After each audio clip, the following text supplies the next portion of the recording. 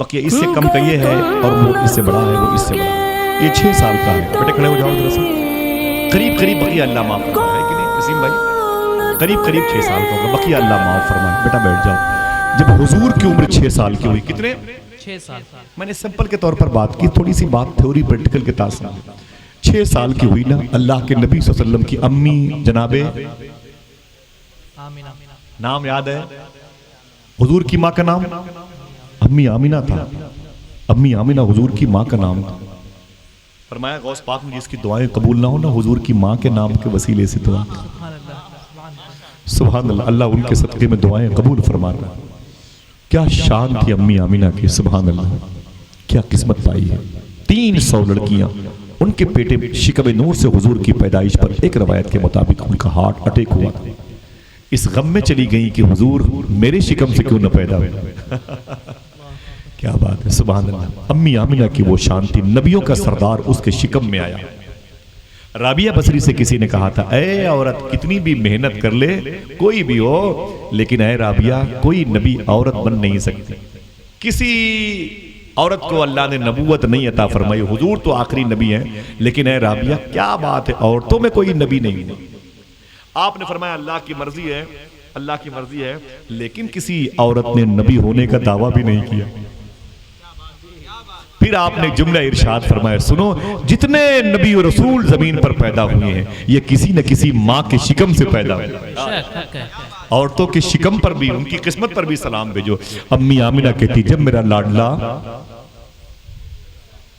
बोले 6 साल, तो 3 ख्याल उन्हें मदीना लेके आया। 3, पहला ख्याल ये था, हुजूर की अम्मी, हुजूर की जो अम्मी है अम्मी आमिना की सगी ददिया सास, वो रहने वाली थी मदीने, जिनका नाम था फातिमा, जिनके कबीले का नाम था कबीले बनु नज्जार, जिस खानदान की लड़कियों ने कुलशूम के अशार पढ़े थे, तलाअल बद्रु अलैना मिन सनियातिल विदा, हुजूर के सामने पढ़े थे।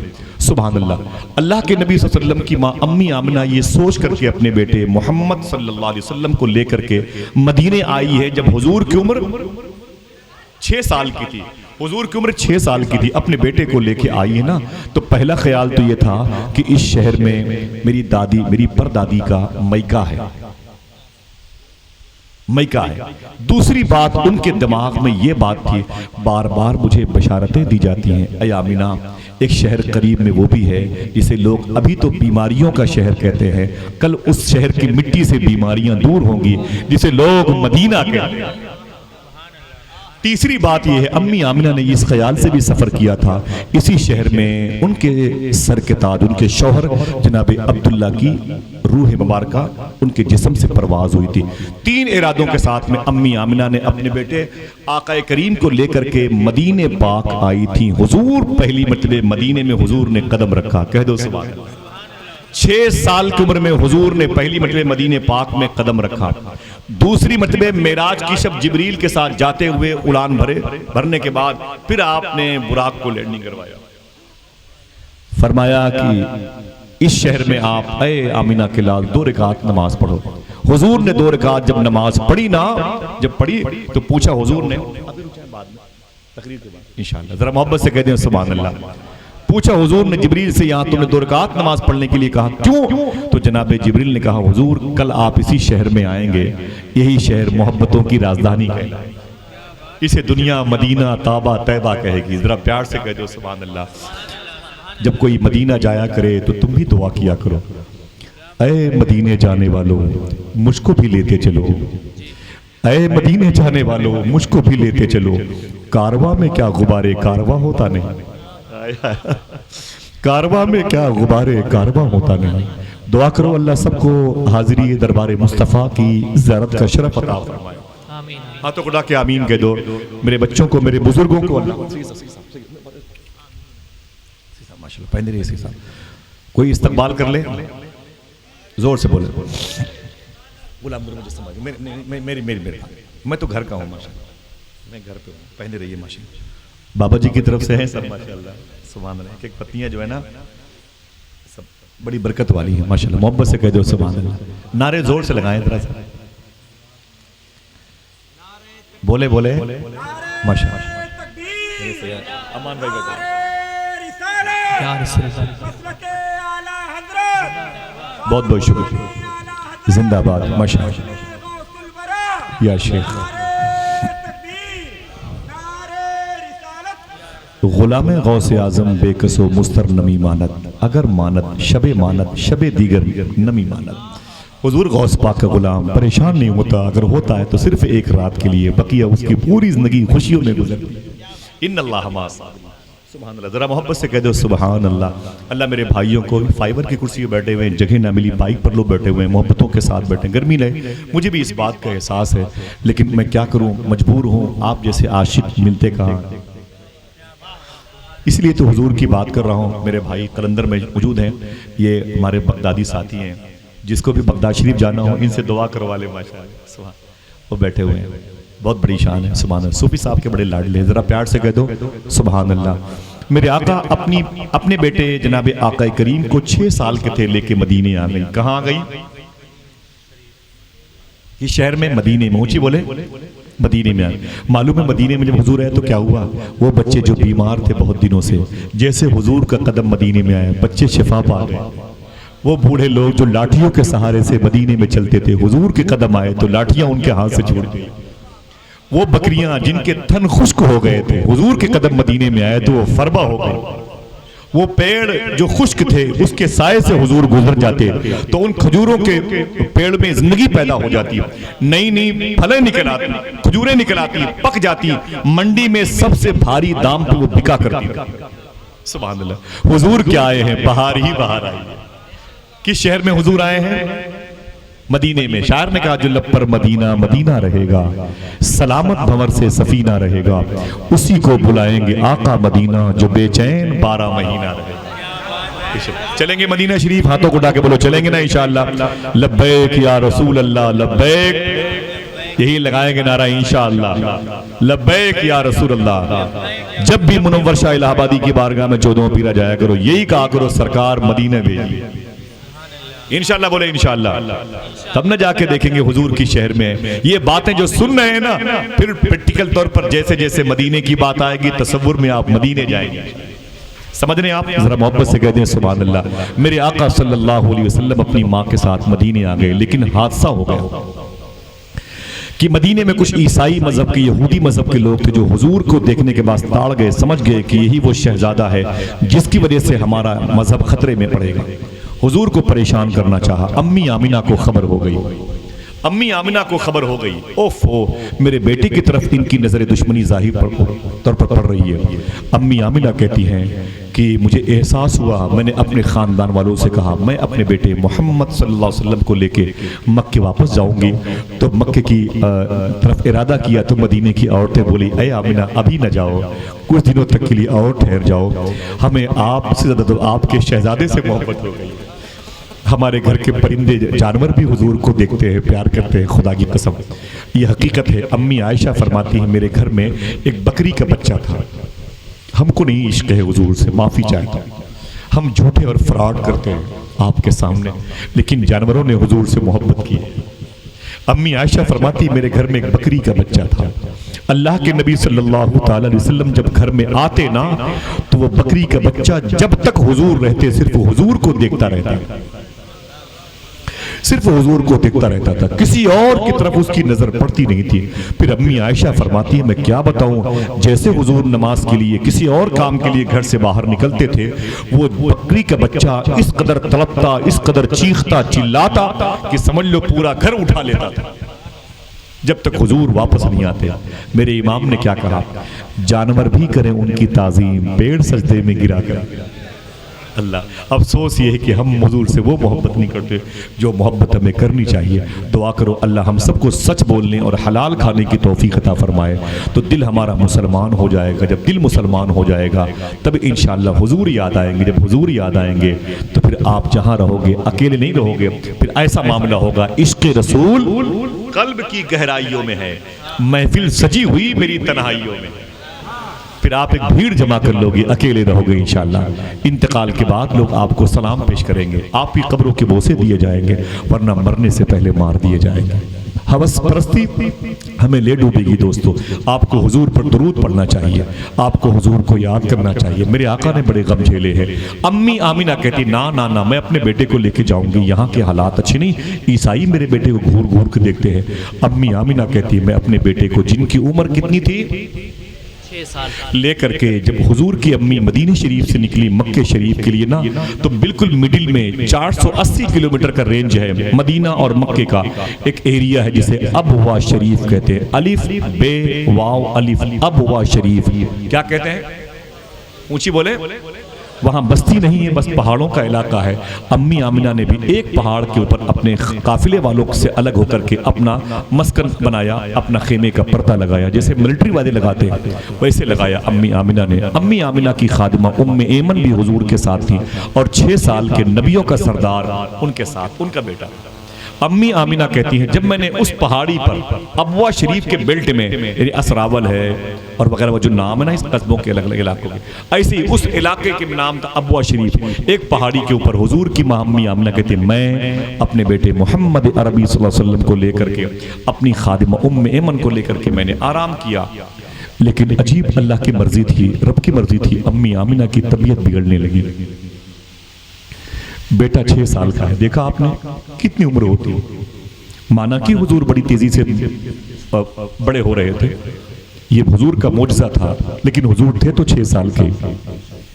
अम्मी आमिना कहती मेरी तबीयत अलील हो गई। मैं क्यों कहूं और कैसे कहूं कि खराब हो गई। मेरी जबान ये नहीं कहती ना कि हुजूर की माँ की तबीयत खराब हो गई। खराब चीजों को अच्छी करने वाली जो शख्सियतें हैं उनमें से अम्मी आमिना। तबीयत अलील हो गई, बिगड़ गई, बीमार सी हो गई, अल्लाह की मर्जी है।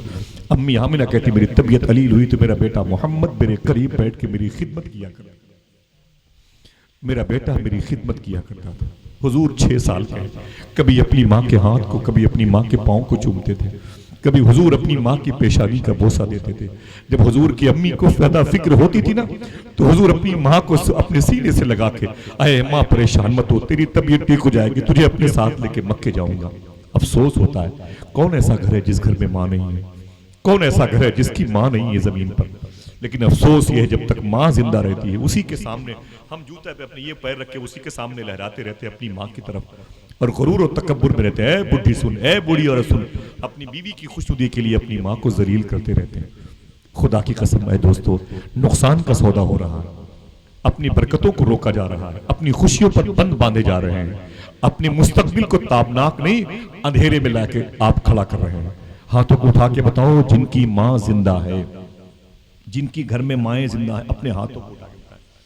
रिसाच आप बड़े खुशकिस्मत हैं माशाल्लाह। एक वादा करो, मैं कसम नहीं खिला रहा हूं आपको, एक वादा करो, जब भी आप घर से निकल के इलाहाबाद की तरफ जाएं, इंशाल्लाह दुकान की तरफ जाएं, अपनी माँ का हाथ चूम के जाएंगे इंशाल्लाह। बोले कसम नहीं खिला रहा हूं, ऐसा कर सकते हैं इंशाल्लाह। बोले अपनी माँ का हाथ चूम के जाएंगे इंशाल्लाह, दिल से बोलो इंशाल्लाह। खुदा की कसम जो काम ना बनने वाला होगा वो भी बन जाएगा। क्या कहा था हमारे उस्ताद इकबाल दानिश इलाहाबादी ने, साथ लेता जा सफर में काम आएगा तेरे, माँ का एक लफ्ज दुआ मुश्किल कुशा हो जाएगा। माँ को समझा क्या है, तो माँ को समझा क्या है। सरकार महबूब इलाही फरमाते हैं दिल्ली में बारिश नहीं हो रही थी, मुझसे लोगों ने कहा ए निजामुद्दीन औलिया दिल्ली में बारिश नहीं हो रही। मैंने कहा क्यों नहीं होगी, अभी होगी। मैं अंदर गया, मैंने एक धागा लिया, अपने हाथों में रखा, दुआ मांगी, बारिश होने लगी। मुझसे लोगों ने कहा अरे महबूब इलाही आपने क्या मांगा, क्या कहा, क्या वसीला पेश किया, बारिश होने लगी। आपके हाथ में ये धागा था, ये धागा कैसा है? तो सरकार महबूब इलाही फरमाती ये धागा मेरी माँ के दुपट्टे का धागा है।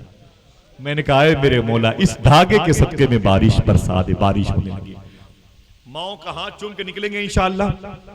इंशाअल्लाह बोले अपने हाथों को रखें, वो अपने हाथ उठाएं जिनकी माँ का इंतकाल हो गया,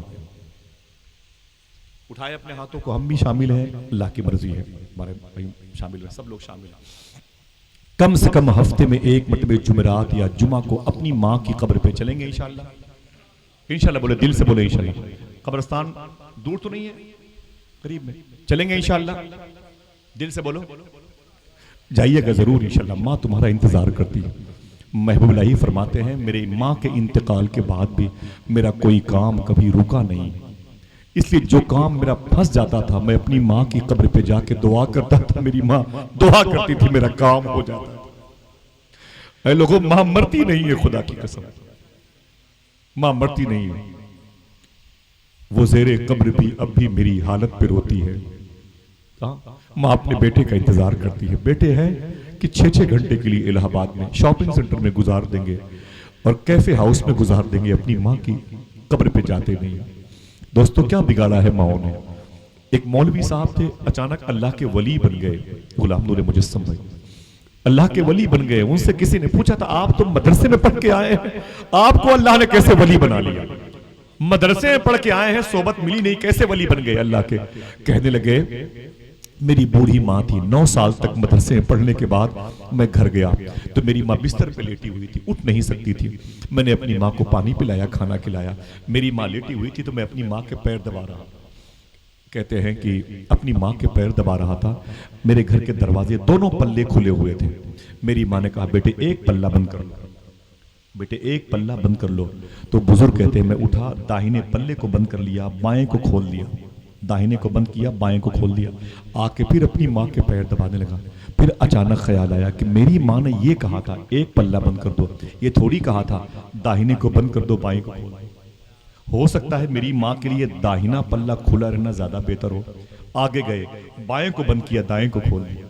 फिर आके अपनी माँ का पांव दबाया। फिर ख्याल आया, हो सकता है मेरी माँ ने बाएं को बंद करने के लिए कहा। फिर गए, बाएं को बंद किया, दाएं को खोल दिया। फिर बैठे, ऐसी ही रात खटखुट में गुजार दी। कभी इस पल्ले को बंद करते, कभी उस पल्ले को, कभी इसे खोलते, कभी उसे खोलते। पता नहीं मेरी माँ कौन से पल्ले को बंद होते हुए देखना चाहती है, किस पल्ले से आने वाली हवा की मुंतजिर थी मेरी माँ। खटखुट की आवाज से सुबह हो गई, फजर की अजान की आवाज ने माँ को जगा दिया। माँ ने आंख खोली, कहा, बेटा तू बैठा हुआ है? हाँ माँ, तेरी खिदमत कर रहा था, अल्लाह का शुक्र है। माँ ने कहा, ये रात भर खटखुट की आवाज़ कैसे आती रही? बेटे ने कहा, माँ मेरी गलती हो गई, आपने मुझसे इशा की नमाज के बाद कहा था बेटे दरवाजे का एक पल्ला बंद कर ले, तो मैंने एक बंद किया, दाहिना बंद किया, बायां खोल दिया। फिर ख्याल आया शायद आपने दाहिने की तरफ इशारा किया, तो फिर मैंने दायां बंद खोला, बायां को बंद कर दिया। ऐसे मैंने पूरी रात गुजार दी, पूरी रात गुजार दी। माँ ने कहा, बेटा सिर्फ मेरी मोहब्बत में? बेटे ने कहा, हाँ मेरी माँ मेरी मोहब्बत में। तो कहा, ये बता तूने इसे कहाँ सीखा, माँ की खिदमत कहाँ से सीखी? तो बेटे ने कहा, अम्मी जान मैंने 9 साल तक मदरसे में अपने बुजुर्गों से यही सीखा, माँ की खिदमत करना चाहिए। तो माँ ने कहा, अच्छा खिदमत कर ली, अब माँ तक तो आ गया, अब मैं तुझे खुदा तक पहुंचाती हूँ। जरा इधर देख, दीवार की तरफ देख, तुझे क्या दिखाई दे रहा है? वो मौलवी साहब कहते, खुदा की कसम अब तक तो मुझे दीवार दीवार की तरीके से दिखाई देती थी, लेकिन जब मेरी माँ ने कहा देख इधर इधर क्या दिखाई दे रहा है, जब मैंने देखा तो दीवार नहीं थी, मुझे खाने काबा दिखाई दे रहा था। मेरी माँ ने कहा, मेरे बेटे तूने मदरसे की तालीम से मेरे कदम तक पहुंचने में कामयाबी हासिल की है और मेरी खिदमत से तुझे खुदा तक पहुंचने की रसाई। क्या बिगाड़ा है माओ ने, मुझे बताएं।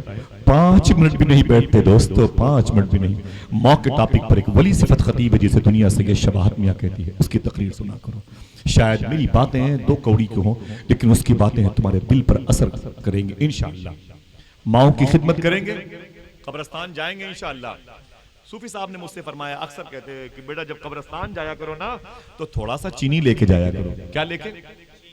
10-20 रुपए के पान खा के, गुटखा खा के, राशरी खा के हम थूक देते हैं, जमीन गंदी होती है, पार्ट से भी मुतासिर होते हैं। अल्लाह खैर सबकी हिफाजत फरमाए। तो कहते हैं कि 20 रुपए की आधा किलो चीनी आती है, अपनी माँ की कब्र पे जाया करो तो लेते जाया करो। मैंने कहा उसे क्या करेंगे? कहते हैं करीब में पेड़ पौधों में डाल दिया करो, 20 रुपए की चीनी में 25-50 चूंटियों का पेट भर जाएगा, चूंटियां तेरी माँ के लिए दुआ करेंगी। ऐसा भी करेंगे इंशाअल्लाह। दिल से बोले कोई नुकसान तो नहीं होगा ना? नुकसान कैसे होगा? ये दिल्ली, ये दीपावली और होली के मौके की स्कीम थोड़ी है कि 1 हफ्ते के लिए बम्पर ये स्कीम चल रही है 50%। ना ना ना, 1 के बदले 10 ले लेना, अल्लाह से दे देगा तुम्हें अल्लाह का रसूल मदीने वाले आका। इंशाअल्लाह बोलो इंशाअल्लाह। 1 मरतबे तुम किसी को मदीने ले जाओ, तुम्हारा इंतजाम 10 मरतबे होके रहेगा इंशाअल्लाह। बोल दो। वक्त करीब करीब जाए हो रहा है, खत्म हो रहा है और मुझे नाते मुस्तफा समात करनी है। जरा हाथों को उठा के बोलो लब्बैक या रसूल अल्लाह। दिल से बोलो लब्बैक या रसूल अल्लाह, लब्बैक या रसूल अल्लाह। हुजूर की मां बीमार कहां पड़ी? अबवा शरीफ में। कहां पर? अबवा शरीफ उस पहाड़ी पर जब बीमार पड़ी तो मेरे आका अपनी माँ के कदम के नीचे बैठे, अपनी माँ की खिदमत कर रहे हैं, रो रहे हैं। मालूम है क्या हुआ? काफिले के लोगों ने कहा, ए मोहम्मद अरबी सल्लल्लाहु अलैहि वसल्लम, आपकी माँ की तबीयत अलील है, लेकिन हम लोग जाना चाहते हैं, हमारे साथ जो लगेज है वो खराब हो जाएगा, इसको 3 दिन के 4 दिन के अंदर मदीने मक्के में पहुंचना है, वरना खराब हो जाएगा। हुजूर फरमाते हैं, तुम्हें सामान की फिक्र है, मुझे मेरी माँ की फिक्र है। मेरी माँ इस कंडीशन में चल नहीं सकती है, मैं कैसे ले जाऊं अपनी माँ को? हुजूर कितने साल के हैं यार, इसे सोचते क्यों नहीं मेरे भाई? इस बच्चे को देखते क्यों नहीं? 6 साल की उम्र का बच्चा, ये क्या कर लेगा बताएं आप? इसके सामने इसकी माँ का जिस्म होगा, बीमार अकेले होगा, क्या कर लेगा? अल्लाह भी हुजूर जैसा रकीकुल कल्ब, सबसे ज्यादा नर्म तबीयत का इंसान, जब परिंदे भूखे होते तो हुजूर भूखे होते। मदीने में किसी के बच्चों को जख्म होता तो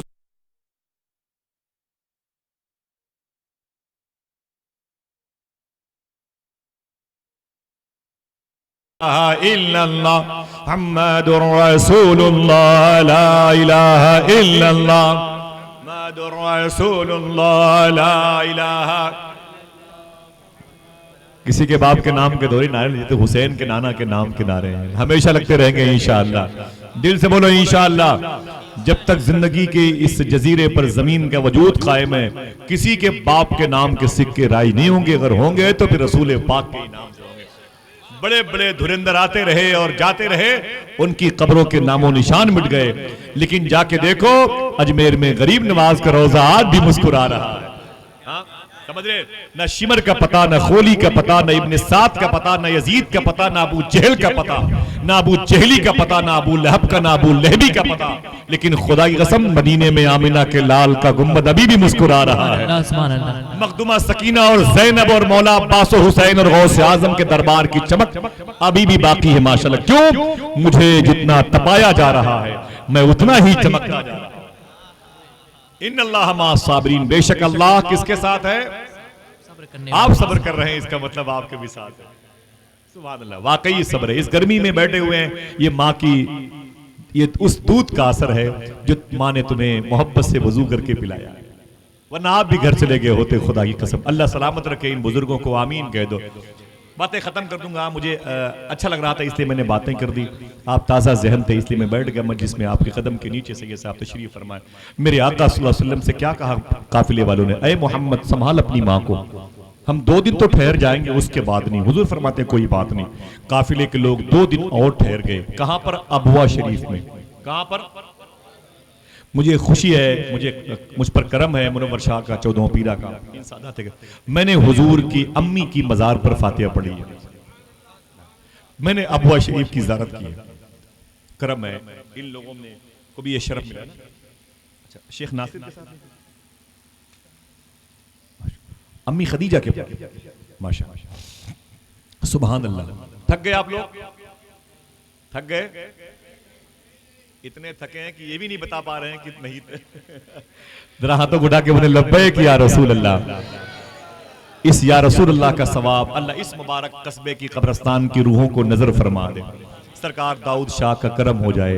मेरे आका अपनी माँ के पास बैठे हैं। ऐ लोगों, आप भी अपनी माँ के पास बैठा करो। माँ का इंतकाल हो जाए तो कब्रों के पास बैठा करो। नहीं पढ़ने आता तुम्हें, पढ़ने के लिए कौन कहता है? ये सोच के बैठ जाओ कि ये मदीने वाले आका की गुजरगाह है।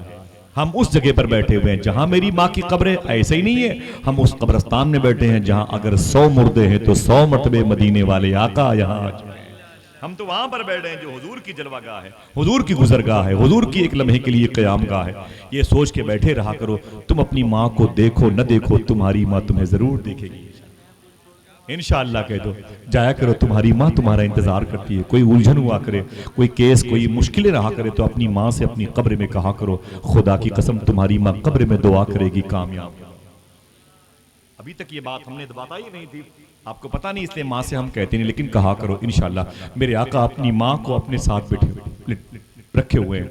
हुजूर की माँ की तबीयत ज्यादा बिगड़ गई, अलील हो गई। मालूम है क्या हुआ?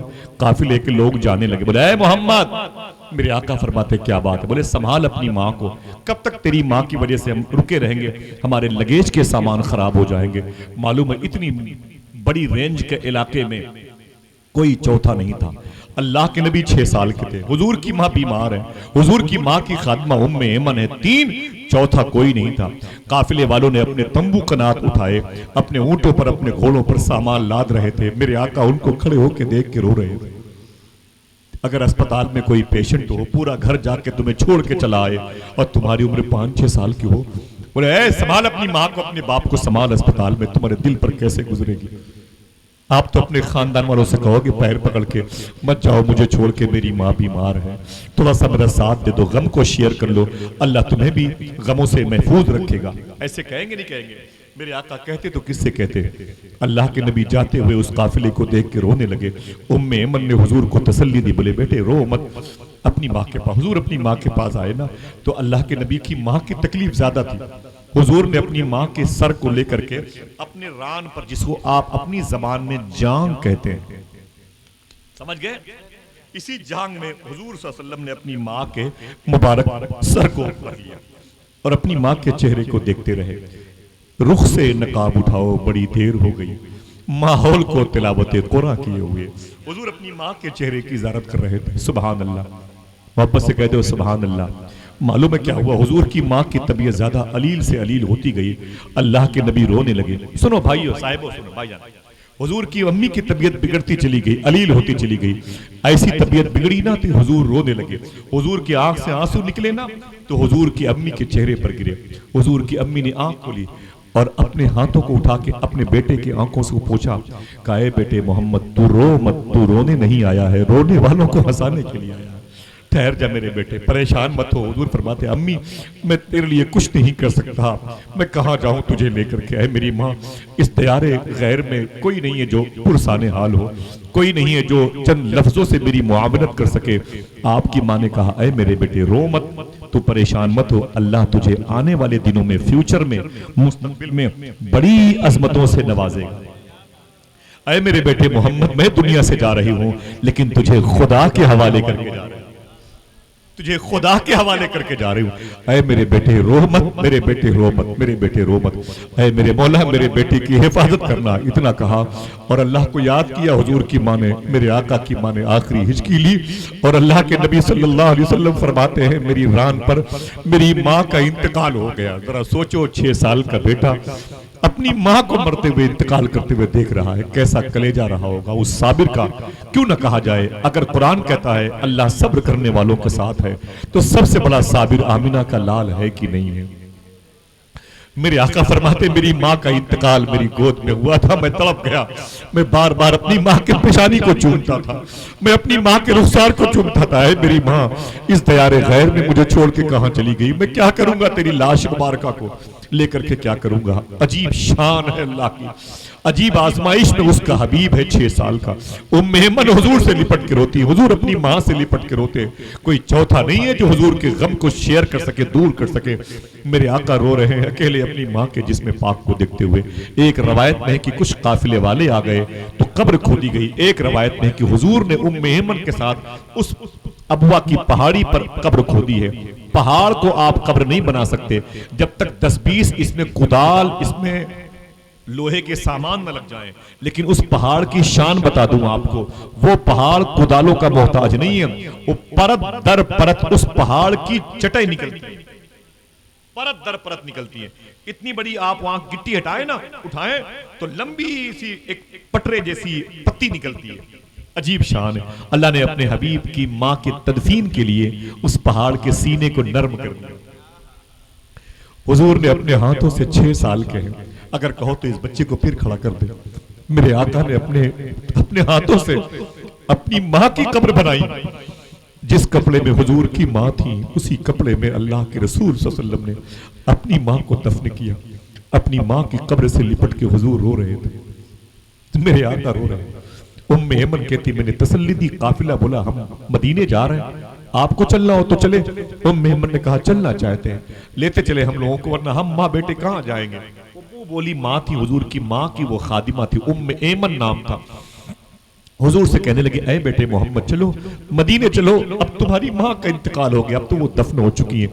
मेरे आका सल्लल्लाहु ताला अलैहि वसल्लम को लिया और उम्मे ऐमन कहती है जैसे मैं पहाड़ से नीचे उतर के आई ना, पहाड़ से नीचे उतर के आई ना, इस वाक़े को गुलाम नूर मुजस्सम बहुत प्यारे अंदाज में हुजूर सैयद शबाब मियां ने बयान किया। मैं इस वाक़े की तरफ जा रहा था तो मुझे ये बात याद आ गई, मैंने सोचा कर दूं और फिर मुझे इजाज़त मिल जाए, आपको तकलीफ ना हो, लेकिन वाक़या वही है तो वही बताना ज़रूरी है।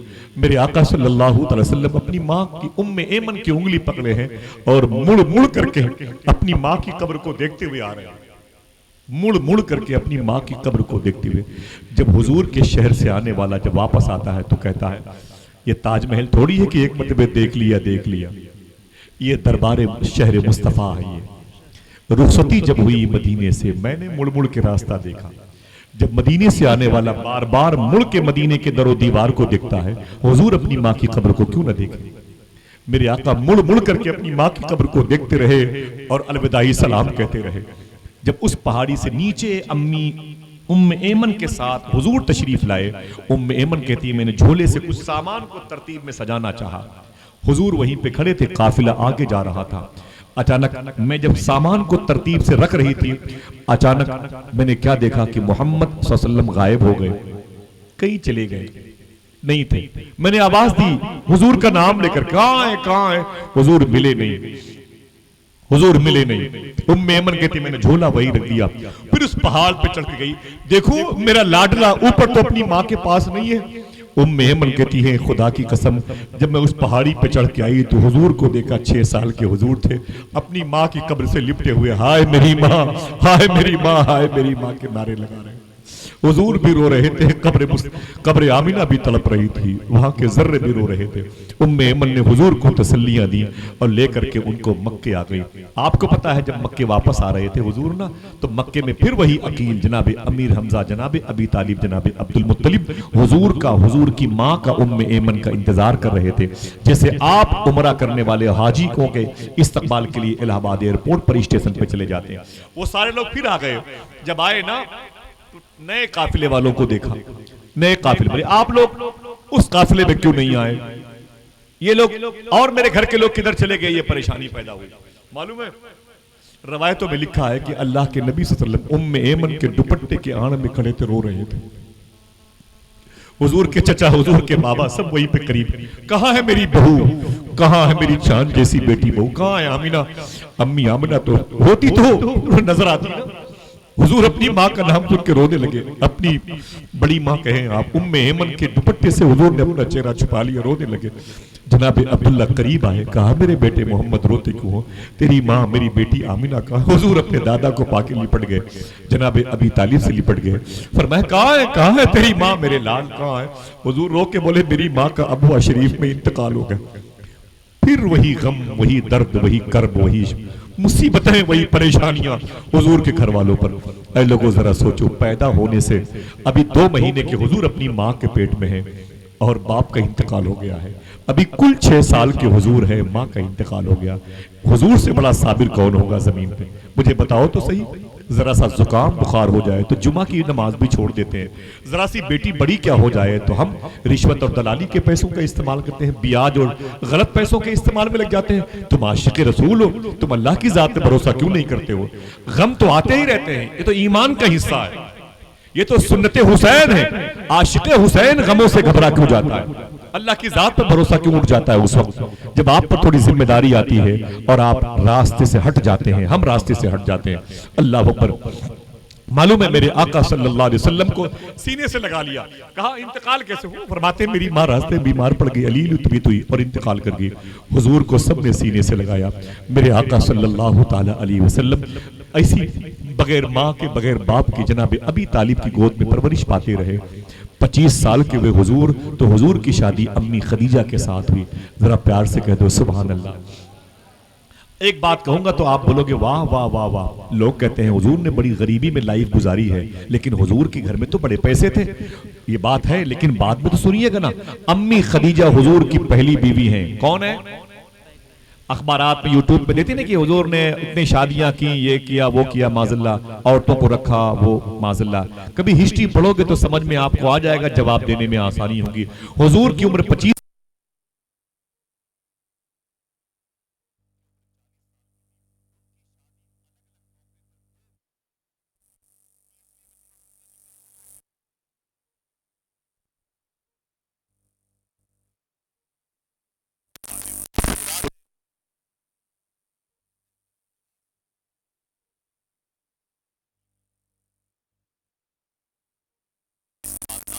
आवाजें आने वाली हैं, जरा हाथों को उठा के बोल दें लब्बैक या रसूलल्लाह। बातें खत्म हो रही हैं, लेकिन मैं कहता हूं आप टूट गए हैं, आपको टूटना नहीं चाहिए। आप नर्वस हो गए हैं, आपको नर्वस नहीं होना चाहिए। मैंने इसलिए हुजूर के गम की दास्तान सुनाई है, आपको हौसला मिल जाए, इन्हीं हौसलों में आपको रहने का तरीका मालूम हो जाए।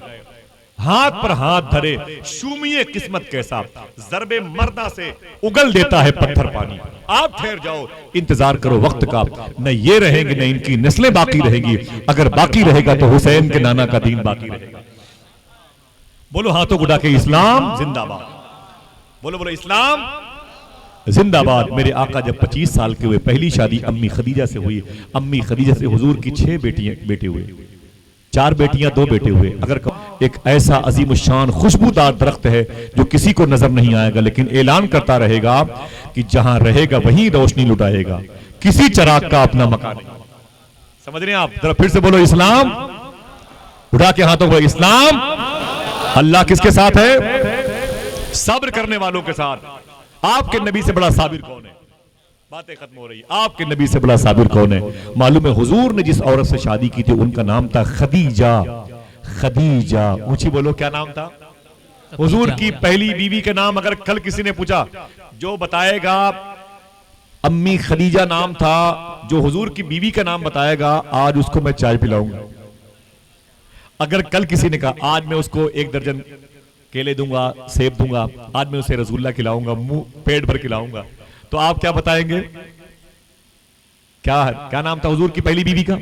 खदीजा नाम था। बोलो, सबसे ज्यादा पैसे वाली औरत का नाम है खदीजा। पूरे मक्के में सबसे ज्यादा पैसा अगर किसी के पास था तो वो दौलत थी अम्मी खदीजा के पास। उनसे बड़ा मालदार पूरे शहर मक्का में कोई नहीं था, कोई नहीं था। समझ गए? हुजूर की बीवी हुई, हुजूर के 2 शहजादों की मां हुई, हुजूर के एक शहजादे मारिया कप्तिया के शिकम से आए, हुजूर की 4 बेटियां उनके शिकम से आईं। ये अम्मी खदीजा का मक्के में इंतकाल होने वाला था। 10 रमजान शरीफ को इनका इंतकाल हुआ था। इनका इंतकाल हुआ, इसके बाद 1 मिनट में बात खत्म। इनका इंतकाल हुआ 10 रमजान शरीफ को। ठीक है, कब हुआ? 10 रमजान शरीफ को इनका इंतकाल हुआ था अम्मी खदीजा का। तब रमजान के रोजे फर्ज नहीं थे। 9 रमजान को इनकी एक सहेली मिलने आई। हुजूर गौस पाक के शहजादे से ये शवाहत मैंने बयान फरमाया था। 9 रमजान शरीफ को इनकी एक सहेली मिलने के लिए आई तो इनके घर में अंधेरा था। चराग बल्ब, ये नहीं, वही चराग था, ये बल्ब नहीं, वो भी अंधेरा था। अम्मी खदीजा से उनकी सहेली ने कहा, बहन तेरे घर में अंधेरा क्यों है? कहा चराग नहीं है। कहा जला लेती। कहा तेल नहीं है। कहा मंगा लेती। रो के बोली पैसे नहीं है। और सबसे ज्यादा दौलत किसके पास थी? इन्हीं के पास थी। क्या कहा? अंधेरा क्यों है? कहा चराग नहीं है। कहा जला लेती। कहा तेल नहीं है। कहा मंगा लेती। कहा पैसे नहीं है। उसने कहा, अरे खदीजा तेरी सारी दौलत क्या हुई? तो अम्मी खदीजा ने रो करके कहा था, इसे सुनना मेरे भाई, भूलना नहीं, खुदा की कसम आपके पांव चूम लूं। अम्मी खदीजा ने कहा था, मैंने सारी दौलत हुजूर के नाम पे कुर्बान कर दी है। हाय हाय हाय, अल्लाह जरा मोहब्बत से कह दो। कितने लोग समझ गए? हाथों उड़ा के बोले समझ गए? क्या कहा? मैंने सारी दौलत हुजूर के नाम पे कुर्बान कर दी। तब ना हुजूर ने मदीने शरीफ में अम्मी आयशा से कहा था, मेरी खदीजा मुझसे इतनी मोहब्बत करती थी, मेरी पहली बीवी, अगर वो मुझसे कहती ना तो मैं अपने जिस्म की चमड़ी उखाड़ करके खदीजा को दे देता। हुजूर के बच्चे पले कैसे हैं ऐ मेरे मोहन। आज एक बहन को अगर उसका शौहर रूठ जाता है तो पूरे घर वालों की नींदें हराम हो जाती हैं। क्या होगा मेरी बेटी के साथ में? उसके घर के लोग, ससुराल के लोग जुल्म करते हैं। हुजूर की बेटियों के साथ क्या हुआ तुम्हें पता है? ये 5 साल की मखदूमा फातिमा, 8 साल, 9 साल, 10 साल की हुजूर की 4 बेटियां थी, अपने घर में रहती थी। उस घर में हुजूर की बीवी नहीं थी। हुजूर ने कोई और शादी उस वक्त नहीं की, बाद में शादी की मदीने में। हुजूर की ये 4 बच्चियां थी। किसी की उम्र 11 साल थी, किसी की 9, किसी की 8, किसी की 4-5 साल की थी। अल्लाह के नबी अपनी बेटियों को अपने साथ लेके सोया करते थे, बहुत प्यार करते थे। अल्लाह अकबर, अल्लाह अकबर। मालूम है, बस ये जुमला सुन लें, पीर करम शाह अजहरी की ये तहरीर मैंने पढ़ी, बहुत रोया, खुदा की कसम। मैं आपके कदम चूम लूं, आपकी जूतियां मेरे लिए गले का हार बन जाएं।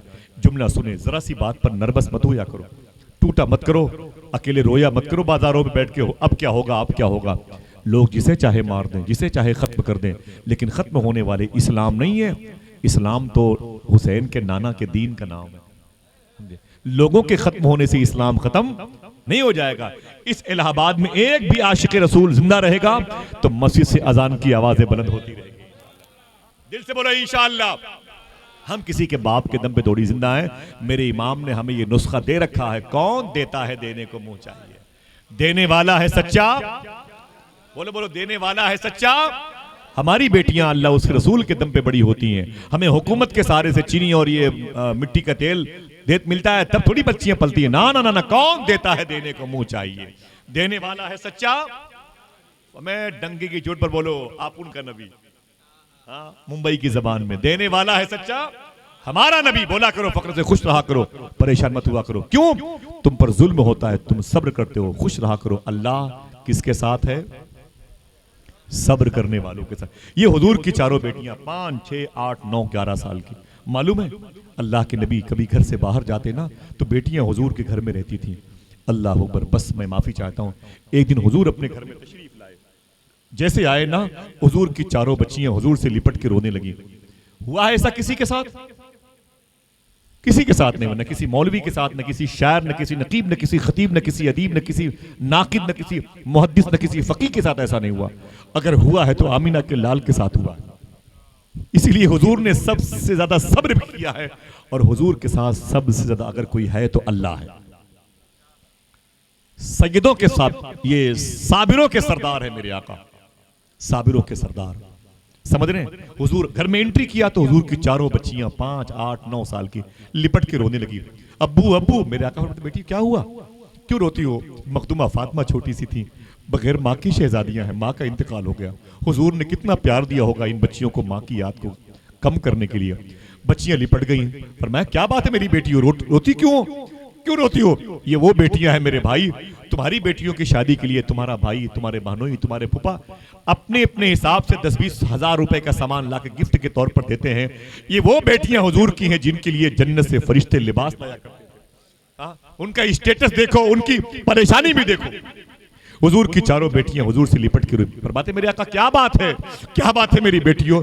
तो सरकार की चारों बेटियों ने कहा कि सरकार आप आते हैं तो खाना बनाते, आपका हम सपोर्ट करते हैं थोड़ा बहुत, आप बैठ के खाना बनाते हैं, मेरी छोटी छोटी बहनों को अपने हाथों से खिलाते हैं। अम्मी खदीजा के इंतकाल के बाद आपने पाला है, आपने बाहर के भी गम को झेले हैं, अंदर की परेशानियां भी झेली हैं। आज हम चारों बहनों ने बैठ कर ये मशवरा किया था, आज हम लोग पहली मर्तबे खाना बनाएंगे, अपने अब्बू को अपने हाथ से खिलाएंगे। बेटियां भी कितनी प्यारी होती हैं। आया बाप अगर मैके में बीमार होता है ना तो इनके हाथ से निवाले गिर गिर जाते हैं, बार बार गिर जाते हैं। बच्चियों के दिल तड़पते हैं तो उन सोचती जरूर है शायद मेरा बाप बीमार है, हाँ शायद मेरा बाप बीमार है, शायद मेरा भाई बीमार है। भाई को दौलत आ गई तो बहनों को गालियां देता है, शर्म नहीं आती। अल्लाह ताला हम पर करम फरमाए, आमीन कह दो। मेरे आका फिर क्या हुआ? चारों बच्चियों ने कहा अब्बू जहान आज हमने सोचा कि पहली मर्तबे हम खाना बनाएंगे और अपने अब्बू को, अपने आका को, अल्लाह के रसूल को अपने हाथों से खिलाएंगे। फिर क्या हुआ? फातिमा ने लकड़ियां जमा की घर के अंदर, ज़ैनब ने आग रोशन की और मखदूमा रुकैया ने पतीली को धुल करके रखा। मखदूमा उम्मे कुलसूम ने कुछ चावल लाए और ला करके धुल करके पतीली में डाला, आग रोशन की गई और आग ने तेजी पकड़ लिया तो फिर पतीली को चूल्हे पर रख दिया गया और चावल डाल दिया गया, पानी डाल दिया, इंतजार कर रहे जैसे आपने खाना बनाया ना वैसे हम लोगों ने किया। हुजूर फरमाते फिर क्या हुआ, रोती क्यों हो? चारों बच्चियों ने कहा आका जब वो खाना पक रहा था, खुदा की कसम जब वो खाना पक रहा था हम लोग खुश बैठे हुए थे, मेरे अब्बू आएंगे तो बड़े खुश होंगे, आज मेरी बच्चियों ने अपने हाथ से खाने बनाए हैं, आज मेरी बेटियों ने अपने हाथ से खाने बनाए, जब मैं आऊंगा तो मेरी बच्चियों की इस अदा मेरी अदा से हुजूर बड़े खुश होंगे, बड़े खुश होंगे। फरमाते मेरी बेटी रोटी क्यों हो? चारों बच्चियों ने कहा सरकार क्या बताऊं मेरे आका मेरे अब्बू, जब खाना पकने ही वाला था मोहल्ले के वो बच्चे, वो बदतमीज किस्म का इंसान, हकम का बेटा, वो अबू लहब का बेटा और वो फला, ये जितने भी टपोरी किस्म के लड़के मोहल्ले के हैं मक्के शरीफ में, जो आप पर पत्थर बरसाते हैं, जो आप के घरों में ईंटें फेंकते हैं, जो आपको गालियां देते हैं। फरमाते हुजूर फिर क्या हुआ? बोले अंदर दरवाजे पर गाली देते हुए घुस आए और आने के बाद हम लोग चूल्हे के पास बैठे हुए थे, दपक गए, दीवारों से लिपट गए कि बुरी नीयत से आए थे, वो मारना गाली पीट दे रहे थे, उल्टी सीधी बातें कर रहे थे। मेरे आका फरमाते फिर क्या हुआ? अल्लाह अकबर, अल्लाह अकबर। चारों बच्चियों ने कहा खाना पक चुका था करीब करीब, लेकिन उन लोगों ने जमीन से नालियों से बाहर जाके गंदगी ला करके पतीली में डाल के हंसते हुए वापस चले गए। पतीली में गंदगी डाल के वापस चले गए हैं मेरे आका। वो हम लोगों के हाथ के पहली मर्तबे पकने वाली चीज थी जो आपको खिलाने वाले थे। क्या करूं? मेरे आका ने अपनी चारों बच्चियों को अपने मुबारक सीने से लगाया और एक जुमला कहा। ये जुमला इतना प्यारा है, दिल कहता है कि सब अपने हाथों को उठा के सुभान अल्लाह कह देंगे इंशाअल्लाह। मेरे आका ने फरमाया, ना ना ना मेरी बेटियों, रो मत, सुनो। ना अबू लहब बाकी रहेगा, ना अबू जहली बाकी रहेंगे। सुबह क़यामत तक अगर कोई बाकी रहेगा, तेरे बाप का दीन बाकी रहेगा। मुझ पर आने वाला कुरान की पारों की बरकतों का इस्तिआरा बाकी रहेगा इंशाअल्लाह। अरे मेरी बेटियों, रो मत। ना अबू जहल बाकी रहेगा, ना अबू जहली, ना हकम की औलादें बाकी रहेंगी। अगर बाकी रहेगा तो अल्लाह के फजल से तेरे बाबा का दीन बाकी रहेगा। जहां भी चले जाओ, अशहदु अन्ना मुहम्मदुर रसूलुल्लाह की आवाज आती है कि नहीं आती? मुझे बताओ भाई, मुझे बताओ।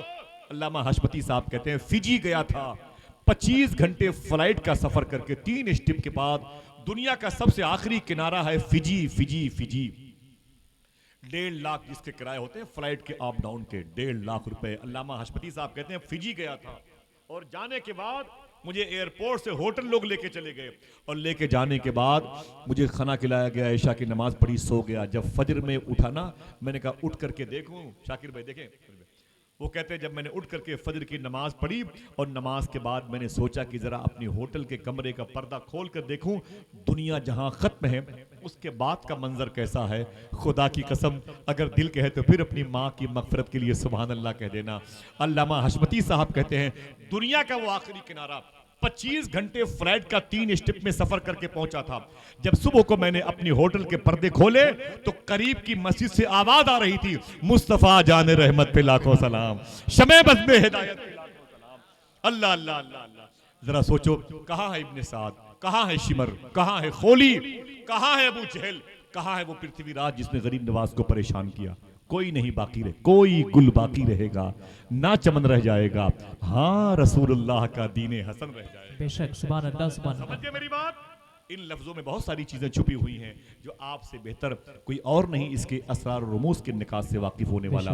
अभी या इसके बाद, इससे पहले कोई बात मेरी जबान से निकली हो जो शरा के खिलाफ हो तो तौबा करता हूँ। अस्तगफिरुल्लाह कुल्ल ज़ुनूबी या सत्तार या गफ़ार बिहक़्क़ि हज़रत मुहम्मद मुस्तफ़ा सल्लल्लाहु अलैहि वसल्लम। बस हुजूर की मोहब्बत को सीने में रखो, सब्र करते रहो, सच बोलते रहो, हलाल खाते रहो, तुम ही कामयाब रहोगे इंशाअल्लाह। नहीं रहोगे तब भी कामयाब रहोगे इंशाअल्लाह। समझ रहे हैं आप?